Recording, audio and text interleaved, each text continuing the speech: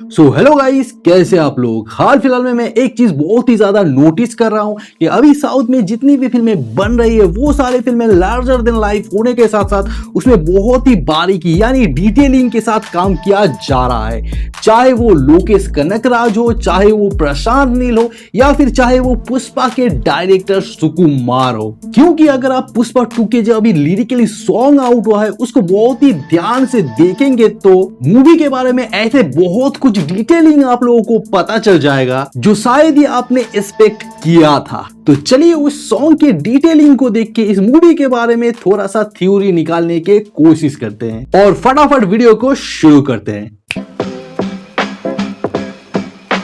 So point number 1 है, song शुरू होते ही हम लोगों को दिखता है एक हवन कुंड जहां पर आग जल रहा है और पुष्पा एक सफेद धोती पहने खड़े हुए हैं और उसके पीछे खून से भरा हुआ एक हाथ का छाप है। तो अगर आपने पुष्पा पार्ट 1 का एंडिंग सीन देखा है तो आपको पता चलेगा कि ये सीन पुष्पा पार्ट 1 का एंडिंग का सीन है, क्योंकि तब पुष्पा का शादी हो रहा था और पुष्पा ये सेम टाइप का सफेद धोती पहने हुए थे और उसके जस्ट पहले ही वो भंवर सिंह के साथ लड़ाई करके आए थे। लड़ाई के दौरान उन्होंने खून से अपने हाथ से ही अपनी पीठ के ऊपर ये छाप लगाया था, यानी पुष्पा ने अपना ब्रांड बनाया था। तो अगर आप इस सॉन्ग को पूरा देखोगे तो आपको पता चलेगा कि इस सॉन्ग के बहुत सारे जगह ऐसे हैं जहां पर ये छाप को दर्शाया गया है यानी दिखाया गया है। जैसे यहाँ पर डांस करते हुए पुष्पा के पीछे और पुष्पा के साथ साथ जो लोग डांस कर रहे हैं उन लोगों के पीछे भी ये सेम हाथ का ही छाप है। और अगर आप इस गोल्ड कॉइन को भी ध्यान से देखोगे तो आपको पता चलेगा कि इस गोल्ड कॉइन के बीच में भी यही सेम हाथ का छाप ही लगा हुआ है। और भी बहुत सारी जगह ऐसा है जहां पर आप इस हाथ के छाप को देख सकते हो। तो इससे ही पता चलता है कि ये छाप अभी रजिस्टर हो गया है पुष्पा के नाम से और ये अभी पुष्पा का ही सिंबल है। पॉइंट नंबर 2 है कि इस सीन को अगर आप ध्यान से देखोगे तो आपको पता चलेगा कि इस जंगल के बीच में बहुत सारे वॉच टावर है और वॉच टावर के ऊपर पुष्पा का जो डायलॉग है कि मैं फ्लावर नहीं फायर है, तो इस डायलॉग से बना हुआ जो फ्लैग है वो हम लोग देख सकते हैं। और इस वॉच टावर के हर एक एंगल में कुछ मसाल जैसा तो जल रहा है। ये देख के डेफिनेटली ये तो पता चल ही जाता है कि पूरा इलाका ही पुष्पा का है। जहां पहले वो सिंडिकेट के लिए काम करता था तब वो मंगल सीनों के इस अड्डे पे ही रहा करता था जो कुछ ऐसा दिखता था और अभी वो इतना बड़ा बन गया है कि उसका खुद का ही एक इलाका है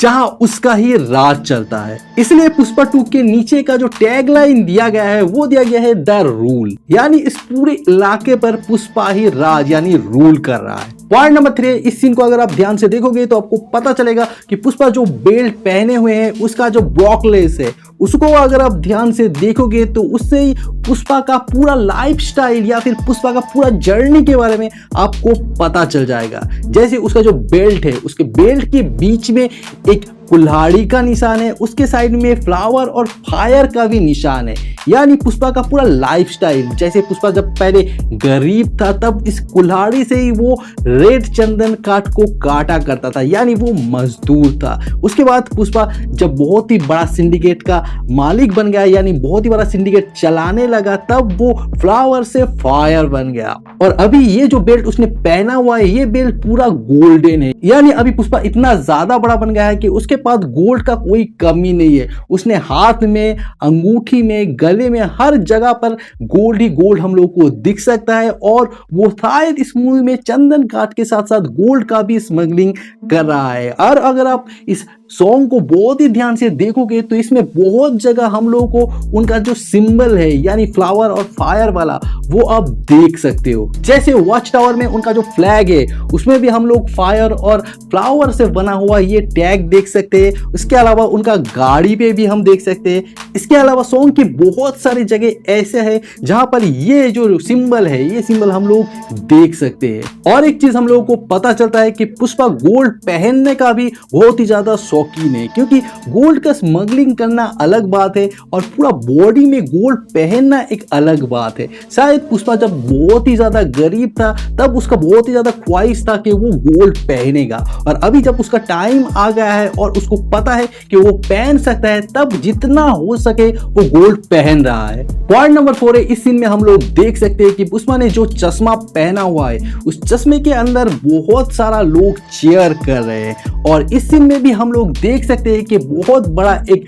घर है और घर के बाहर एक बहुत बड़ा पुष्पा का कट आउट लगाया जा रहा है और जिसके बाहर बहुत सारे लोग चीयर कर रहे हैं। तो इससे तो हम लोग को ये पता चल जाता है कि पुष्पा बहुत बड़ा आदमी बन गया है, लेकिन उसने अपना गांव वालों का साथ नहीं छोड़ा। जब भी किसी को कोई भी प्रॉब्लम होता है वो पुष्पा के पास आता है और पुष्पा उसका मदद जरूर करता है। यानी बड़ा आदमी बन जाने के बाद भी उसने अपने लोगों का बहुत ही अच्छी तरीके से ख्याल रखा है, इसलिए ये लोग पुष्पा के लिए चीयर कर रहे हैं। और शायद पुष्पा इस बार इलेक्शन में भी खड़े होने वाले हैं, इसलिए इतना लोग आए हैं उनको सपोर्ट करने के लिए, क्योंकि इलेक्शन के टाइम पे ही इतना बड़ा बड़ा पोस्टर लगाया जाता है। और जहां पर ये कटआउट लगाया जा रहा है उसके पीछे अगर आप बहुत ही ध्यान से देखोगे तो आपको पता चलेगा कि एक बहुत ही बड़ा घर है, यानी बंगलो टाइप का घर है। मतलब ये गांव पे इतना बड़ा घर होना मतलब पुष्पा बहुत ही ज्यादा बड़ा या फिर अमीर आदमी बन गया है, और इससे ये तो जरूर पता चल रहा है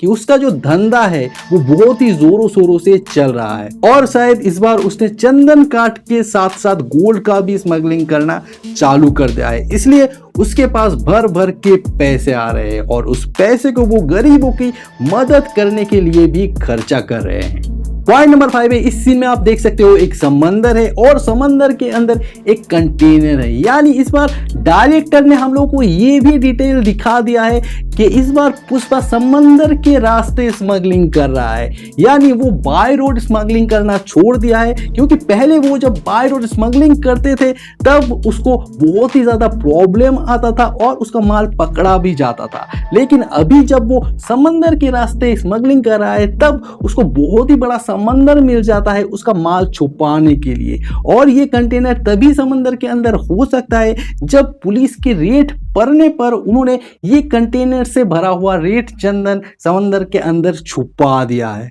पॉइंट नंबर 6 है, इस सीन को अगर आप ध्यान से देखोगे तो आपको पता चलेगा कि पुष्पा जहां पर डांस कर रहा है वो एक थिएटर है और उसके अंदर बहुत सारे लोग हैं जो चीयर कर रहे हैं। तो आप लोगों को लग सकता है कि ये सीन थिएटर के अंदर क्यों दिखाया जा रहा है, तो मैं ये बता दूं कि ये जो सॉन्ग है ये आने वाला है मूवी के लास्ट में, यानी नाम दिखाते वक्त जो सॉन्ग दिखाया जाता है ये सॉन्ग वही सॉन्ग होने वाला है। और ये जो लोग चीयर कर रहे हैं ये लोग हम लोगों को दिखाने की कोशिश किया गया है कि लास्ट में इस मूवी को देख के और इस सॉन्ग को देख के हम लोग बहुत ही ज्यादा एंजॉय करने वाले हैं। और इस सॉन्ग में पुष्पा 1 का भी एक रेफरेंस डाला गया है, जैसे पुष्पा 1 में एक सॉन्ग था श्रीवल्ली जहां पुष्पा का चप्पल खुल जाता है, तो इस सॉन्ग को भी अगर आप ध्यान से देखोगे तो आपको पता चलेगा कि इस सॉन्ग में भी पुष्पा का चप्पल खुल जाता है। तो डायरेक्टर ने पार्ट 1 से बहुत ही अच्छा एक डिटेलिंग यहाँ पर डाला है। पॉइंट नंबर 7 है, इस सीन को अगर आप ध्यान से देखोगे तो आपको पता चलेगा कि पुष्पा जिस गाड़ी पे बैठे हुए हैं उस पे फायर और फ्लावर वाला जो पोस्टर है